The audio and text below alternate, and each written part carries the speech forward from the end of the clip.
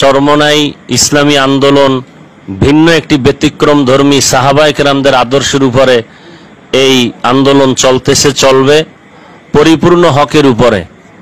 আল্লাহ পাক এই হকের ঝান্ডায় সবাইকে সমবেত হওয়ার তৌফিক দান করেন এবং আমরা অধৈর্য না, মানুষ বিভিন্নভাবে উস্কানি দিয়েছে, আমরা মারমুখী হই, কিন্তু ইসলামী আন্দোলন মারমুখী আক্রমণাত্মক কোনো আন্দোলনে কোনো কর্মসূচিতে বিশ্বাসী নয়, যে কারণে আমাদের সম্ভাব্য শক্তি থাকা সত্ত্বেও আমরা ধৈর্যের পাহাড় হয়ে আমরা পরিচয় দিয়েছি।